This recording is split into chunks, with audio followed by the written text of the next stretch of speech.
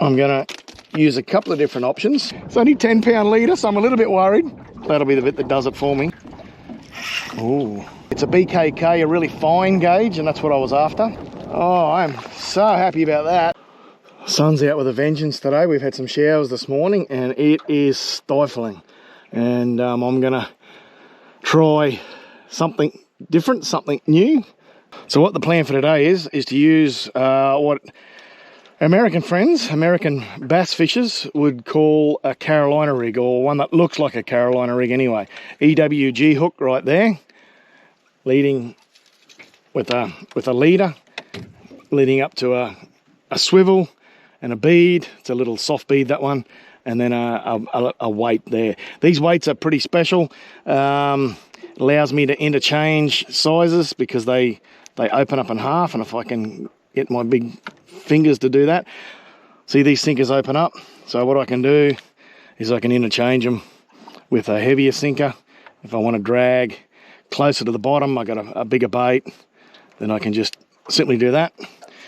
And that's what I'm going to start with. I'm under no illusion that it's going to be a really steep learning curve.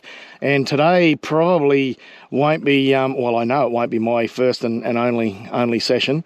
Whether I get a fish today, that'll be a bonus. But I really want to go with proof of concept to start with.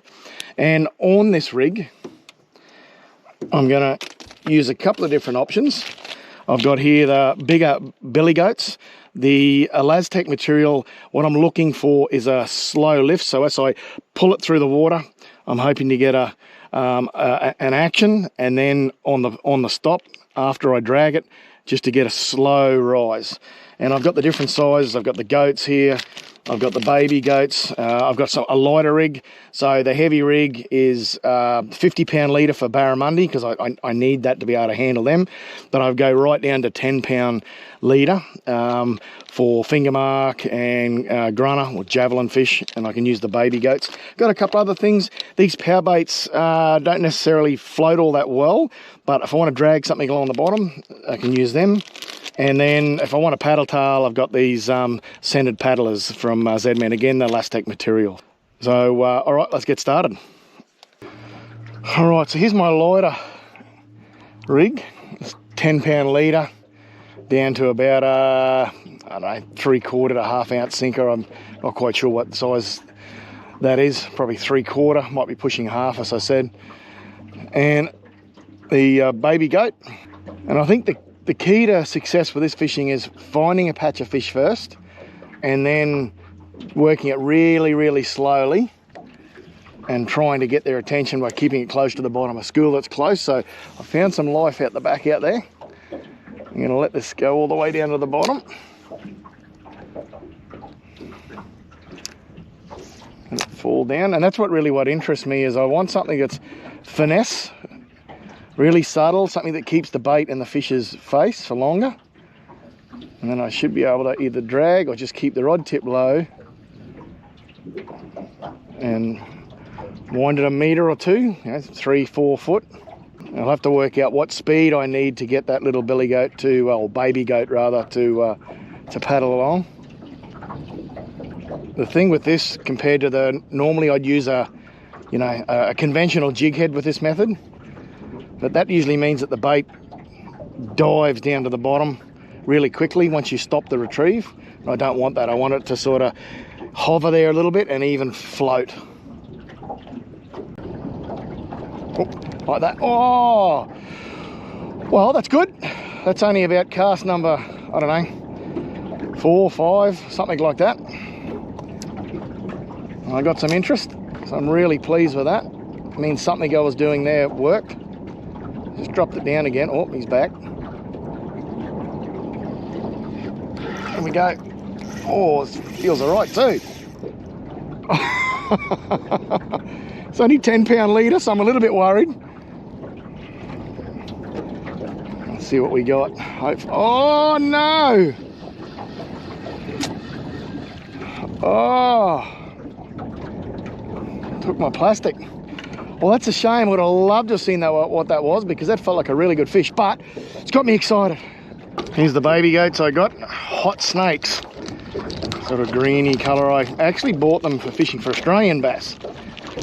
and I thought that they might be useful for this. They're sort of darker coloration like a crab. Alright, I'm going to rig it the same way, just because I want to see how that goes. I think that works really well and doesn't restrict it and leaves the hook open. Okay, I missed that one, but look, I'm hoping that'll be the bit that does it for me. So, all right, let's get back down there again. Oh, there's a bump. See, this is the bit that I'm not sure about. This is what takes a bit of embedding in, because you see bass fishermen getting the bump and then striking like that, but I'm not quite sure what to do, whether to leave it and wait for it to swim off, whether to wind on, just keep winding, which is sort of what I did before. Well, they're definitely into it. All right, hopefully this time it doesn't feel quite as big.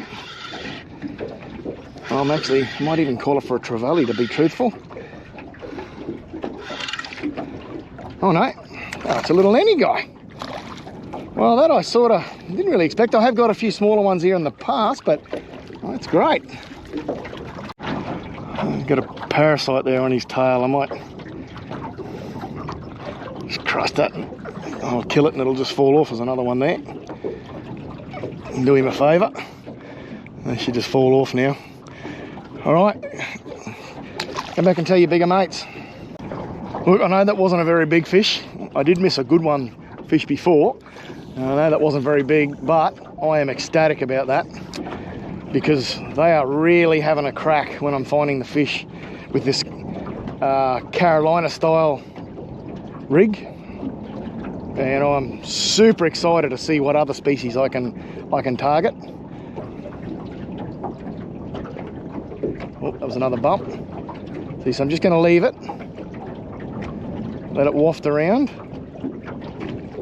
A couple of little, oh, there we go. And they're still having a go. This is sort of almost like bait fishing, but with lures. I'm just hoping a bigger one might come along and nail it. Oh, one's picked it up. You can see the line moving there. There we go. Oh, it might not be much bigger, but I'm ecstatic that first trial of this Carolina style rig, and I know that it's a little bit different, but my understanding is there are different types of, different setups for Carolina rigs. I'm thinking this is another Nannygai.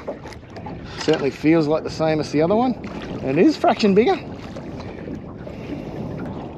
There we go. That's a smallmouth, that one. Smallmouth Nannygai, or crimson snapper is their proper name. And you can see there the baby goat just slid up the line off that EWG, the 2.0 EWG hook. It's a BKK, a really fine gauge, and that's what I was after, a finer gauge hook, so I can really get some good penetration into the mouth. So, and look, that's actually pushing legal size, that fish. All right, spot number 2, and the rain has started. At the moment it's just showers, so we'll see how we go. I picked up a few fish. Seem to be sitting a little bit higher, so I'm not sure how this is going to go higher off the bottom, that is. But we'll fan out a few casts and work them and see if there's a few feeding closer to the bottom. Apology for any water on the lens. I'm continuously trying to dry it, but I think it's a bit of a losing battle at the moment. I might have to move somewhere else. I'll give it a couple of casts and then move on. Oh, there's a bump. Come on. Oh, he's back. See, that's just the advantage of that rig, just letting it sit there and waft around. And they are coming back. Oh, he's back again. There we go. Took till the third go for him to finally want to eat it. Oh, what have we got? Hoping it might be a nice grunter or Fingermark. A bit of drag, but I don't think it's massive. I've only got a 10-pound leader, so the drag's not that tight. Oh, I just loosen it just a little bit more. Love it to be a Fingermark. This water's a bit dirty. Couldn't quite see it. That rain again. I hope there's not too much water on the lens. Oh, it's a beautiful finger mark, is it?